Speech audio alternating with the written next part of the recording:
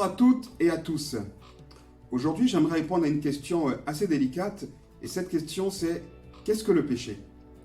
À cause de son caractère moralisant, le péché est aujourd'hui une notion très impopulaire. La vision qu'on a du péché l'oppose à notre liberté et à notre épanouissement. Le péché est lié à la culpabilité, il engage notre responsabilité, et cela, on n'aime pas. Pourtant, ne pas savoir et ne pas comprendre ce qu'est le péché est semblable à un homme qui est atteint d'une maladie mortelle sans le savoir.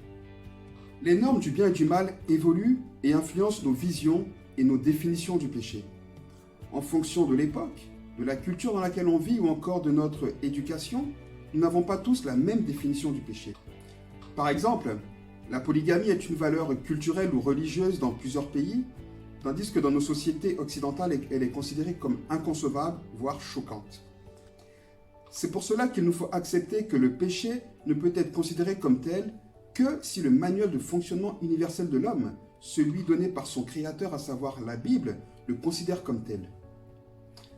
Alors, que dit la Bible du péché? Si on traduit littéralement les mots hébreux et grecs traduits par péché dans la Bible, il signifie manquer le but ou louper la cible.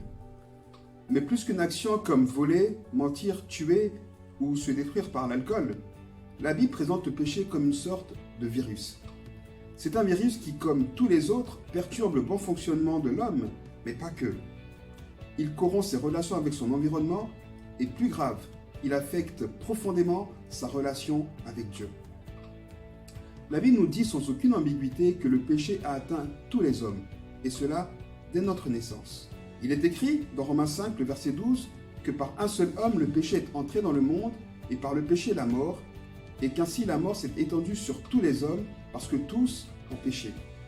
Le psalmiste renchérit en disant dans le psaume 51 au verset 5 que « Voici je suis né dans l'iniquité, et ma mère m'a conçu dans le péché ». On peut donc dire que le péché est un virus qui nous a mis en présence d'une vraie pandémie.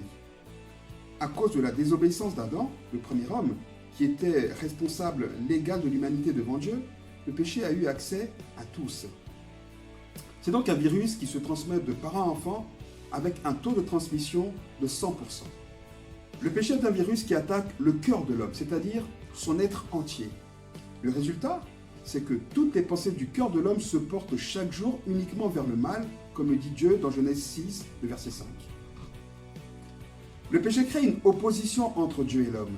On parle aussi de rébellion de la création contre son créateur. C'est les symptômes de ce virus.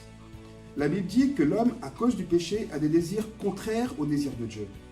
Paul dit que ces désirs sont en opposition. Cela entraîne des conséquences désastreuses. L'homme est séparé de Dieu. L'homme est bouffé par un sentiment de souillure, de culpabilité. Il est incapable de faire le bien. Et frustré, en colère et dans l'incompréhension, l'homme détruit son environnement, la nature, les animaux, les gens autour de lui et bien évidemment, malheureusement, lui-même. C'est donc le péché, ce virus, cette nouvelle nature dont chacun de nous hérite naturellement, qui nous pousse à voler, mentir, tricher, etc. etc. Et pour régler le problème, il n'y a qu'une solution. Il faut traiter le virus. Traiter ce virus qui nous pourrit la vie comme tous les virus, qu'on en soit conscient ou pas. Certaines personnes peuvent vivre longtemps avec un virus comme le VIH par exemple, sans en être conscient. Mais dans ce cas, malheureusement, le jour où le virus déclenche une maladie, elle peut s'avérer mortelle. C'est exactement ce qui se passe avec le péché.